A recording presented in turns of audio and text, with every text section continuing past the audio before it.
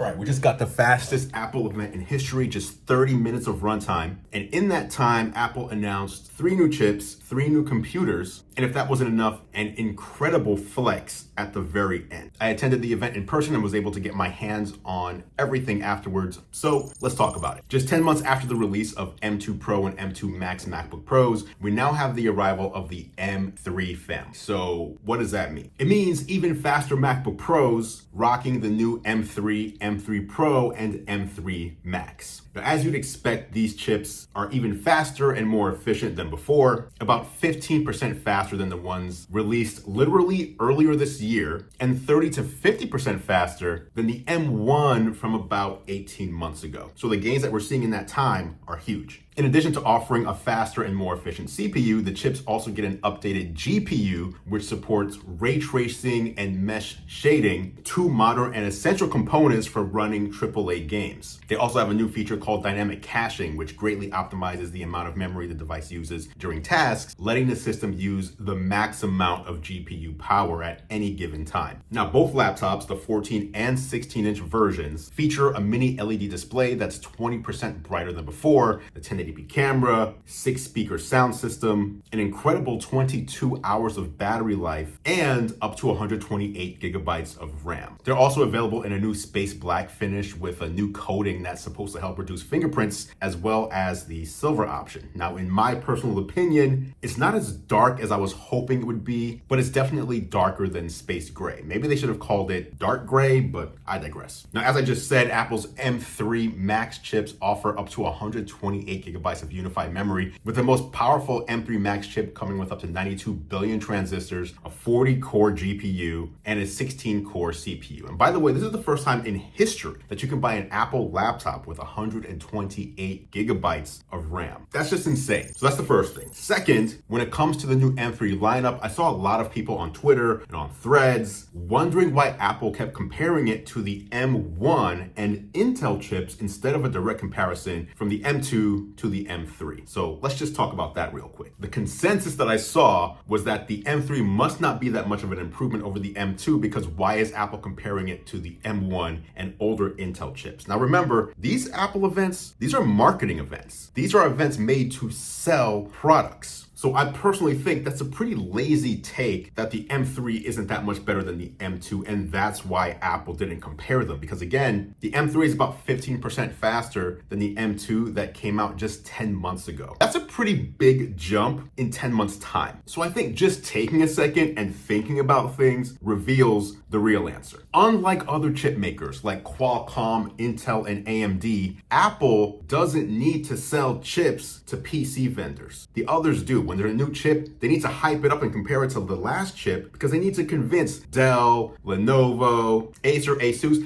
PC vendors to buy these chips and put them into their systems. Apple makes chips for themselves for their computers, and Apple sells computers to their customers. M2 owners who bought a new computer in the past 2 days to 10 months are likely not the ones who are going to be buying a replacement laptop for the one they literally just purchased. So instead, Apple was verbally speaking to the customers who are much more likely to upgrade. That's customers on M1 or earlier. M3 Max is up to 80% faster than M1 Max, while also including M2 stats visually on the slides as they were talking. The vast majority of iMac owners in particular still own an Intel model, but more on that in a moment. Third, I mentioned the new MacBook Pros rock the M3, M3 Pro, and M3 Max chips, but previously the 14 and 16-inch models only used the Pro and the Max version. The regular M1 and M2 were relegated to the MacBook Air and the older, outdated 13-inch MacBook Pro with Touch Bar. Well, now that the 14-inch MacBook Pro also comes in the generic M3 variety, Apple has finally removed the Touch Bar MacBook Pro from the lineup after 7 years. It's gone. So if you just need the M3 but want something better than the MacBook Air, you can get the modern 14-inch MacBook Pro instead of having to buy the outdated design. However, the new space black color is not available in that entry-level model, where instead you'll choose between silver or space gray. Oh, and you get 2 Thunderbolt 3 ports instead of 3 Thunderbolt 4 ports. The difference being that Thunderbolt 4 supports multiple external displays, while Thunderbolt 3 only supports